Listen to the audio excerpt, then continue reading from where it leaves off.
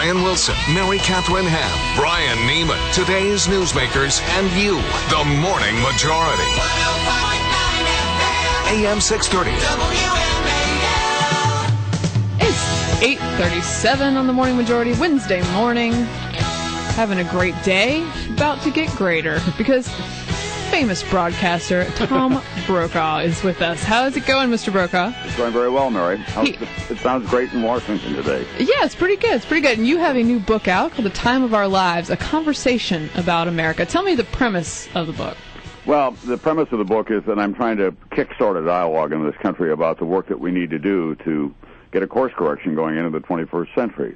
The country has lost a lot of its confidence, more than any time I can remember in my own lifetime and my professional career. Most of that has to do with the state of the economy and the persistence of the high unemployment. But there are some other objective realities that we have to acknowledge and begin to deal with. We've always been more than the sum of our parts when great challenges are before us, and we need to get that going again.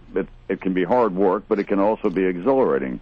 As I say to audiences, 100 years from now, historians will look back and they'll make a judgment about this time not just based on the record of President Obama or the Tea Party or the Republican candidates. They're going to make a judgment about the rest of us. Let me ask you, do you think that the solutions are found in this Occupy movement that we see? People who say that they want a free education, they want free medical care, they want things handed to them on a silver platter when they don't contribute in the form of paying taxes. No, but I can understand why a lot of them are unhappy. Wall Street got bailed out and continued to pay itself bonuses. 40% of our economy now is financial services, which is not really producing anything. It's just trading currency. No, I think that's kind of a pudding without a theme, Occupy Wall Street at the moment. But beyond Occupy Wall Street, there's a lot of anxiety on Main Street in America where they are doing the right thing, where the Republican banker is working with the Democratic backhoe operator to keep his business going, for example. They're trying to hold their businesses and their families and their communities together, and they believe that Washington has been walled off from their real concerns. And that's across the board politically. You said you think that America has lost its confidence its greatest time in your lifetime, at least. Is it worse than it was in the 70s? Is it worse than it was in the early 80s when we had high employment as well? Yes, I think it is worse now because Ronald Reagan had that kind of sunny optimism that things are going to get better, and they did. Moreover, there were differences in the world. When we recovered in the 80s and in the 70s, we didn't have China, Brazil, India hanging off our bow as global competitors. Moreover, oil was affordable at that time, and that drives a lot of what goes on in America. We didn't have the housing bubble in the 70s and 80s in which people were buying more than they can afford, and when the bubble burst, their homes were less than the value of their mortgages. And a home ownership really represents, in most families, the greatest piece of their net worth. Mm-hmm. So there's a lot of terror out there of families sitting in homes that they'll never recover all their money from, and they're wondering about their future. What is it that you pinpoint as the specific problem? A lot of folks say it's just political divide. We're very divisive in our discussions. What's the problem we need to solve? A lot of it is that the country's been atomized. We don't want to find common ground. Everybody retreats to the far corners and they say, okay, this is what I believe in, and I'm not going to listen to the other side at all. That's true across from the left to the right. That's not how a great and complex society can move forward.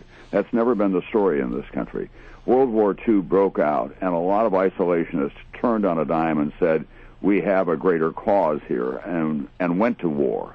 At the same time, in the 1960s, for example, which was a time of enormous disruption, people were still talking to each other at the end of the day, and they began to emerge from that, and we had a strong underlying economy.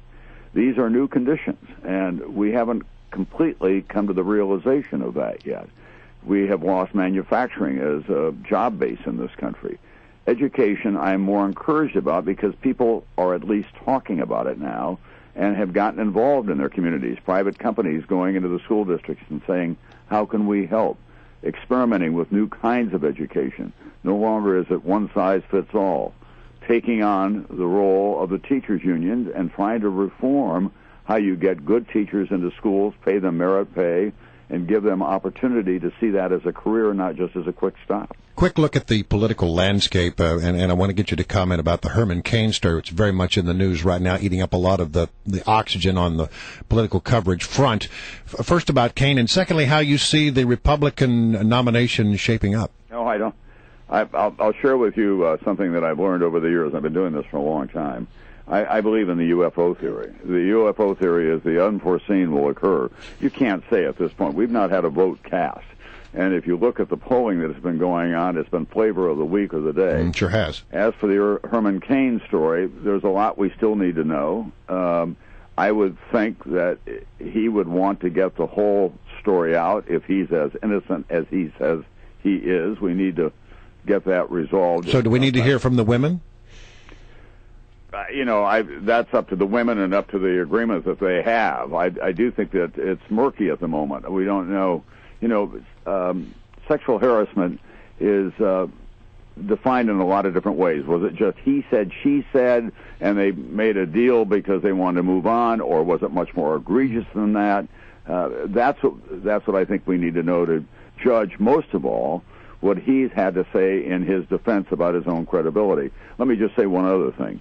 This story has gotten so much more attention about Herman Cain than his 999 plan did. Yeah. And that was the underpinning of his campaign. There was not nearly as much analysis paid to that, to the 9% national sales tax, as there has been to this story. Doesn't mean this story is illegitimate. It's a completely legitimate story in modern politics.